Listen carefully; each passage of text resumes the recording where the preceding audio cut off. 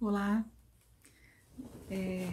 eu fiquei devendo para vocês, me dei conta depois que publiquei, que no último vídeo eu me esqueci completamente do fichário que eu tinha ficado de mostrar para vocês. Para quem não sabe o que é um fichário, né? Ou pelo menos nunca usou, não viu, tem uma ideia, mas nunca viu.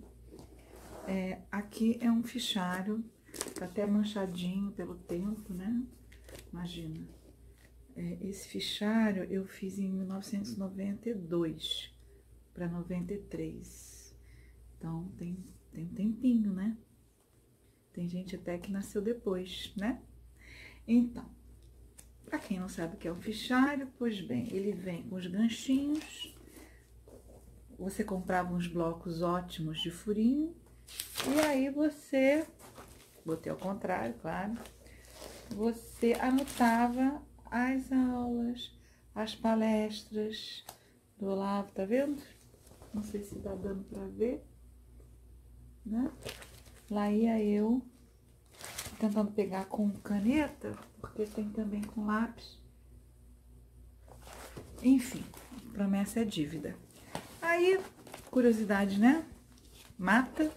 Eu fui dar uma olhadinha e encontrei uma preciosidade que não é nem desse período. Na verdade, eu encontrei eu passei a limpo alguma coisa que eu devia ter do início do curso Introdução à Vida Intelectual, em que o Olavo, ele descreve e enumera os 10 principais temas mestres do curso. Então, vou contar aqui para vocês, né? O primeiro tópico, o curso se chamava Introdução à Vida Intelectual, em homenagem, né? E também com referência ao livro do Padre Sertiange, Introdução à Vie Intellectuelle. Ai, falei certo, meu francês ainda funciona. Desculpe aqui o óculos, ainda não comprei um óculos anti-reflexo, né? Mas vou precisar, porque senão não tem como ler para vocês isso aqui que está em lápis ainda por cima. Pois bem, o primeiro tema é a inteligência, né? E ele vai dizer que a inteligência ela é uma faculdade que julga se algo é verdadeiro ou falso, né? É importante a gente lembrar que na gnoseologia de Aristóteles, gnoseologia quer dizer teoria do conhecimento, né? E a teoria do conhecimento que nada mais é do que a descrição das etapas do ato de conhecer. E dentro assim, muito rapidamente, muito rasamente, resumidamente, o realismo, né, que é a teoria de conhecimento aristotélica, vai dizer que a gente apreende os objetos, né, a realidade, pelos sentidos. Aí a gente forma uma imagem. Essa imagem, necessariamente, ela vai ser formada na imaginação, né? Imaginação, óbvio, mas enfim. E a partir da imagem que a inteligência vai trabalhar e vai poder estabelecer um conceito que vai substituir essa imagem. Ou seja, quando você olhar um gato e fizer uma imagem viu muitos gatos e você tem a imagem do primeiro gato, do segundo gato, do terceiro gato, do quarto, do quinto gato, ou no 100º gato, você tem um esquema de gato.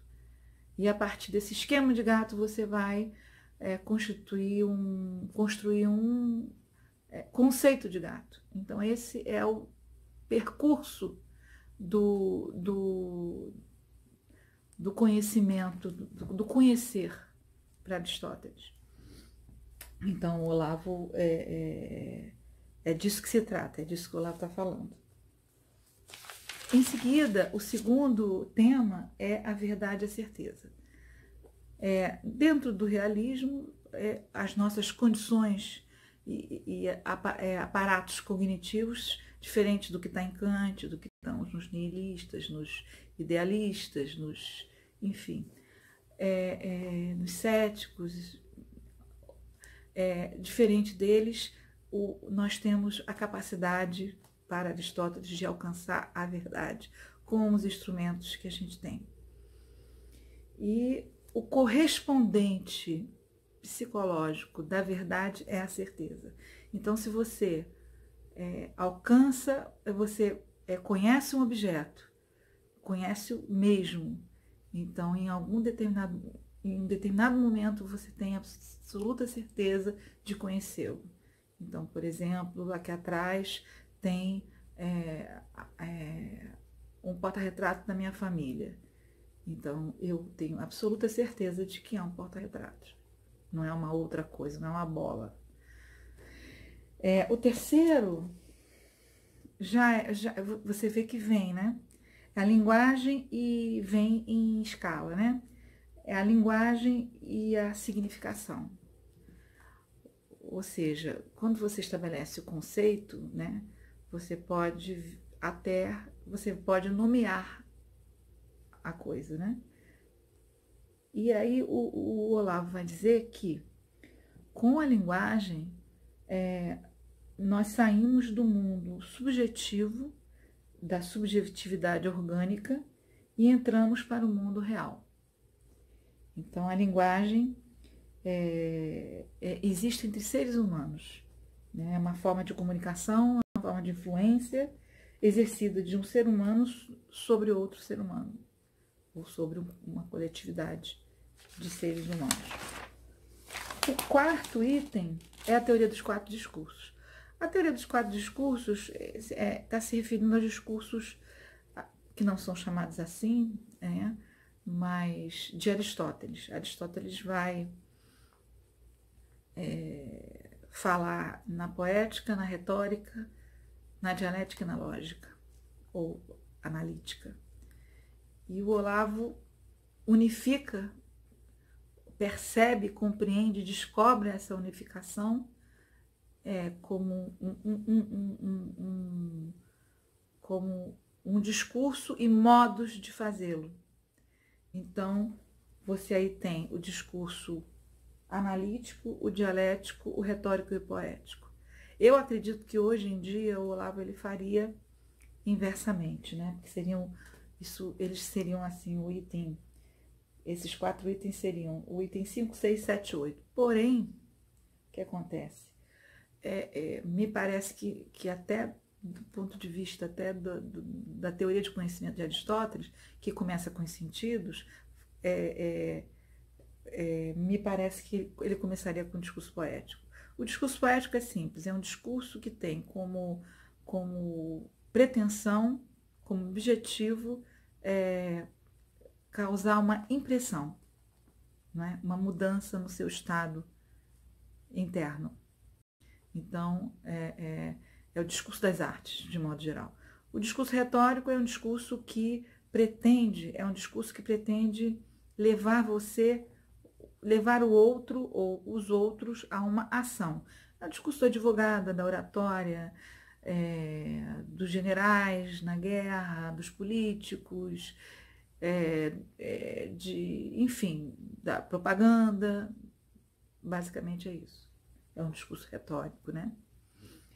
E você tem um discurso dialético que você, ao longo do tempo, sobre um determinado assunto, você tem muitas opiniões, ainda no nível retórico, sem um trabalho, porque no nível dialético é aí que você pode trabalhar o método científico. E como é que você vai fazer isso? Através da dialética. Então você vai perceber no nível retórico, que algumas das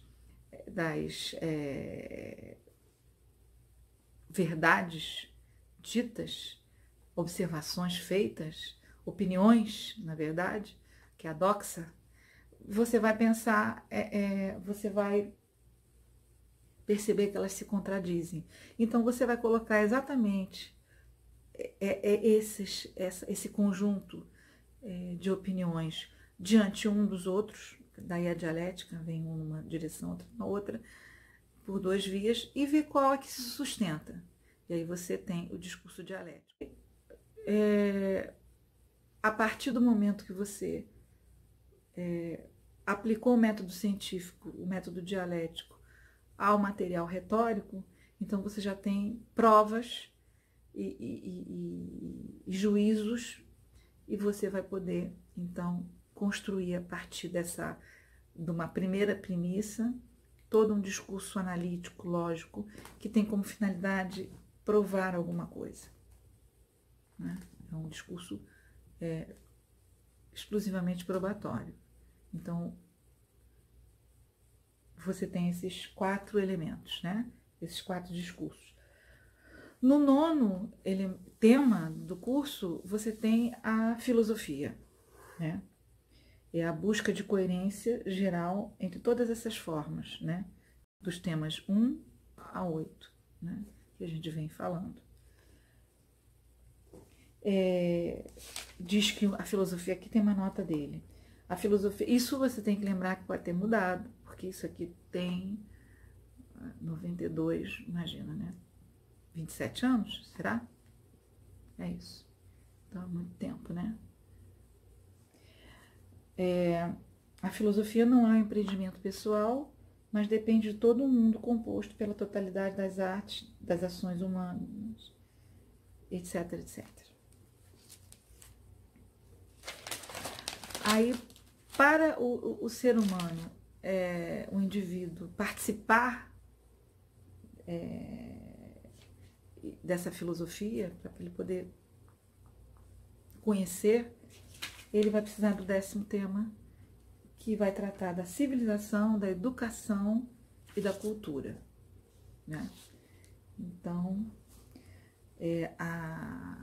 o Olavo explica aqui que a educação é o trajeto que o indivíduo percorre para passar da vida natural para a vida civil, da vida civil para a vida política e da vida política para a vida intelectual.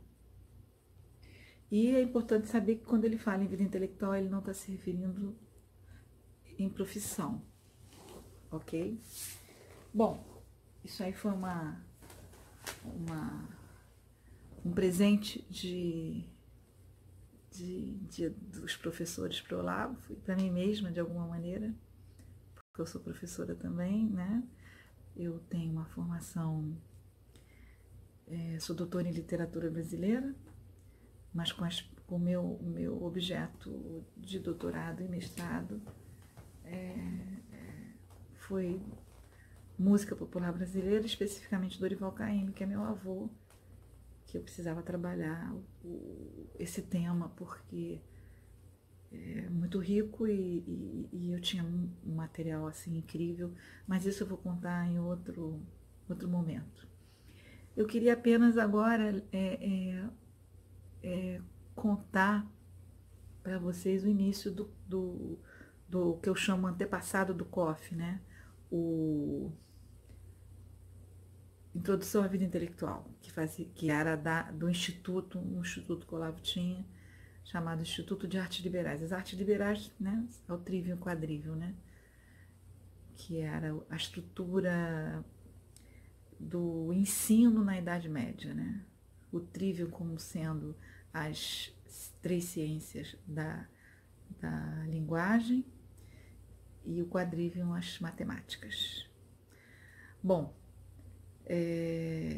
eu conheci o Olavo em 85, ele foi indicado por um amigo, ele se tornou meu amigo, Eduardo Maia, que agradeço muito a ele, essa felicidade de ter conhecido o Olavo. Ele era um admirador do Olavo, costumava frequentar a casa do Olavo em São Paulo, e contou aqui sobre o Olavo, a inteligência do Olavo, o trabalho dele, os estudos. Então ele foi chamado para fazer um curso no Rio de Janeiro, e era um curso chamado Ritos, Ritmos e Símbolos. Vou tirar o óculos porque não preciso mais, né? Então, ai, gruda. E tá um calor no Rio de Janeiro, vocês não têm ideia. O cabelo tava lindo, agora tá grudando, coisas de mulher, mas enfim. Voltando à história, porque eu gosto muito de contar história, não sei se vocês sabem, eu sou biógrafa, né? Eu escrevi, antes de fazer mestrado, doutorado, eu fiz uma biografia sobre Caine, né? E desde criança eu conto a minha vida para todo mundo, então eu sou uma autobiógrafa há muito tempo, né? Depois eu conto essas coisas para você em outra série, né? E eu fiquei muito impressionada, né? O Eduardo Maia é um renomado astrólogo de Recife, um astrólogo que praticava astrologia tradicional, muito sério, né? Tem pessoas que acham que a astrologia não é séria, mas ela pode ser perfeitamente séria e pode ser, e é, como diz o Olavo, um objeto científico complexo e que merecia que se estudasse, que se desenvolvesse. Depois eu conto para vocês uma tentativa que o Olavo fez para isso, mas aí as coisas não foram como a gente imaginou, que seria na época que a gente organizou a Sociedade Brasileira de Astrocaracterologia, uma teoria astrológica do Olavo, que vocês podem encontrar resumidamente, resumos de aula do Pulso, vocês podem encontrar no livro O Caráter como Forma Pura da Personalidade.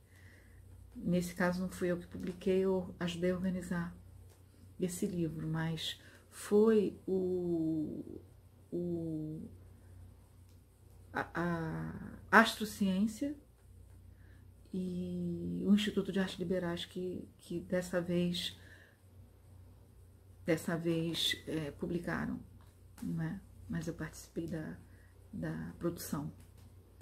Bom, assisti esse curso, Ritos, Ritmos e Símbolos, ali no Leblon, na Astrociência do Leblon, e, como eu disse para vocês, meu queixo caiu. Aí eu não desgrudei mais do Olavo, e no final do ano, ele tinha começado, no final do ano seguinte, ele decidiu começar o curso Introdução à Vida Intelectual. A verdade é o seguinte, a gente procurava ir, o meu grupo, né, que estudava com o Olavo, que queria continuar estudando com o Olavo, não tinha a mesma disponibilidade. Eu estava recém-formada, em agosto de 86, e eu estava estudando ainda e fazendo estágio na época no Ministério da Cultura, e eu ia conseguir em 86 ir quase todos os fins de semana, que era quando o Olavo dava aula lá. E voltava e refazia uma repetição. O Olavo sempre falou muito, sempre bateu muito nessa tecla da repetição. Porque se você é capaz de repetir uma aula, então aí você tem condição de tomá-la para si. Se você é capaz de explicá-la, significa que você entendeu. Enquanto você não explicar a aula, você não a entendeu. Você pensa que entendeu. Bom, então eu repeti a beça aula para o pessoal. Éramos umas 6 pessoas na época. E nós queríamos muito que o Olavo viesse ao Rio de Janeiro. Mas o Olavo, nessa época, estava dando metafísica. E ele observou, depois tem que ver o relato dele, né? Mas eu lembro dele falando para mim, né? Ele observou que as pessoas não estavam entendendo, e não estavam mesmo.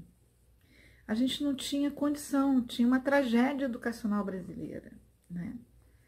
No caso meu e de algumas pessoas ali, você não tinha ainda o problema do analfabetismo funcional, porque o Paulo Freire ainda não tinha entrado na parada, nem o pessoal do socioconstrutivismo, mas os mais novos, né? E mesmo assim, era uma matéria muito difícil, entendeu? Então você pode, por exemplo, entender logicamente, entender a sequência do raciocínio, mas não entender o objeto de que se está falando, que é o que interessa, né? Porque senão você fica fechado, né? Mas enfim, tô aqui dando aula, né? Tem que voltar aí pro meu relato biográfico. mas eu aproveito para falar essas coisas porque tem sempre alguém que talvez não seja aluno do Olavo e que se interesse nessas coisas. Pois bem, então ele vendo essa situação trágica até, ele disse, não, eu tenho que começar do zero, eu tenho que começar a dar aula para essas pessoas de coisas mais básicas, né? Então, de literatura, política, tudo, gramática, sociologia, enfim. E o interessante é que os 4 discursos de Aristóteles, atravessado pelos gêneros literários, permitia você ele te dava chaves, né, que te ajudavam a compreender o mundo do conhecimento com uma rapidez que impressionava, porque o aluno chegava e rapidamente com essas chaves, e já nas primeiras aulas ele já começava a ler, a entender. Era algo assim emocionante de ver, emocionante. Aí ele, em dezembro, ele inaugura esse curso de Introdução à Vida Intelectual em São Paulo, e a gente queria muito trazer esse curso para cá, porque era muito complicado, e toda semana, em São Paulo ele era semanal. Então nós fizemos uma organização, nos organizamos para trazer o Olavo aqui. O Olavo foi super gentil, disse, olha, vocês me deem um canto na casa de alguém, façam a divulgação, me dê um dinheirinho e eu vou. Então foi todas as condições, é o Olavo, né? Para quem conhece, né? Muito generoso. Então foi o que a gente fez uma divulgação na base do Xerox do Correio, né? Lembre-se, não havia e-mail nos anos 80. Pelo menos não, só na NASA talvez, né? Mas divulgamos entre nossos amigos, fizemos Xerox, o Olavo escreveu um resuminho do curso, a gente mandou por correio, a gente fez aquele trabalho por telefone e também boca a boca, conseguimos reunir, fizemos uma palestra com o Olavo e daí conseguimos aí 15, 20 alunos e começamos o curso em março de 1987, ali na Rua da Matriz, que é uma rua que fica entre a São Clemente e a Voluntários da Pátria, que se chama Matriz porque fica em frente à igreja São João Batista. E era um colégio de criança, conseguimos não nos cobrou, a Mag, a diretora, a dona do colégio não nos cobrou, ela já é falecida, Deus a tenha, foi muito generosa conosco também. E o contato com ela foi porque Joanita Dias Costa, ela que hoje vive nos Estados Unidos, ela tinha um filho matriculado ali, ela foi super gentil, então durante 4 dias acho que se não me engano era quarta, quinta, sexta e sábado, não, talvez fosse quinta, sexta e sábado, domingo, por causa exatamente, quinta, sexta, sábado, domingo, por conta do trabalho das pessoas, né? Eram cadeirinhas micras, pequenininhas, doía o bumbum à beça. As aulas do Olavo naquela época, hoje ele tem uma capacidade, ainda tinha naquela época, mas ele é muito interessante porque a gente vê ele filosofar ali na hora, né? Então as aulas dele tinham, hoje ele faz uma aula de 50, uma hora e consegue matar o problema. Na época, talvez por causa dessa preocupação mesmo, né, de tentar nos oferecer o que melhor a nossa civilização, né, ocidental nos legou, ele dava aulas muito, muito longas, né, e a gente ficava babando, né. Então eram 3 horas de aula. E nós que trouxemos, quem organizava éramos nós. Então, esse nós, o Olavo ficava na casa da Edna Lúcia de Esquerpe, uma grande amiga nossa. Outra pessoa que fazia parte desse grupo é Consuelo Chevran, Consuelo Vac Chevran, Paulinho William, Antônio Santana, que faleceu, infelizmente, também foi para os Estados Unidos e faleceu muitos anos depois, grande amigo. Que mais, Estela Caymmi? Antônio Santana, já acabei de falar do Antônio, né?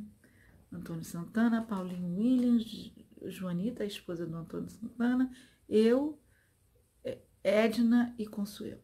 Pois é, tudo começou com a gente aqui no Rio de Janeiro. E depois de um certo tempo, em agosto, eu tinha me formado, estava difícil o trabalho, o pessoal estava sem tempo, nós conseguimos fazer uma segunda turma no segundo semestre de 87, e aí a coisa precisava um pouco de mais atenção, de mais trabalho, e a Edna sugeriu, poxa, por que você não contrata a Estela para organizar, porque ela está sem trabalho, acabou de se formar, ela tem mais tempo, de fato eu tinha mais tempo. E foi ótimo, porque eu organizava o curso do Olavo, levava 30 horas para fazer um livro caixa, porque eu não tenho jeito para isso, mas era uma maravilha, porque eu tinha tempo, o Olavo era fascinado pelo Rio, é fascinado pelo Rio, pela história do Rio, né? Por tudo, pela cultura que naquela época ainda você respirava, ainda havia remanescentes de uma verdadeira vida intelectual nesse país. Então, nós convivíamos muito. Eu tinha sorte de ter aula 24 horas por dia. Era realmente uma maravilha, né? Então, também íamos ao cinema, vimos o Exército de Branca Leone, não saímos de sebos, íamos àquele sebo brasileiro que ficava ali no edifício Avenida Central, que infelizmente fechou. Enfim, a gente... E o Olavo adora um bifão, eu também, então a gente ia pro Gambino, tinha um outro restaurante ali na Voluntários que a gente ia depois da aula, e a aula continuava, o papo rendia, muito feliz, foi uma época muito feliz, né? Às vezes a gente está no presente e não percebe que é tão feliz, né? Então, gente, é isso. Boa noite ou bom dia, conforme o horário que você tá. Eu tenho que aprender essas coisas, não posso dizer boa noite, bom dia, eu nunca fiz televisão, né? Então não tô... Em geral eu sou entrevistada, né? Não sou eu que produzo. Então tô aqui me acertando, né? É isso, gente. Eu espero que vocês tenham gostado e eu vou continuar essa série autobiográfica, auto com parênteses, sobre o antepassado do Kofi, o Introdução à Vida Intelectual. Tá bom? Aguardem o próximo, tá ok? Tchau!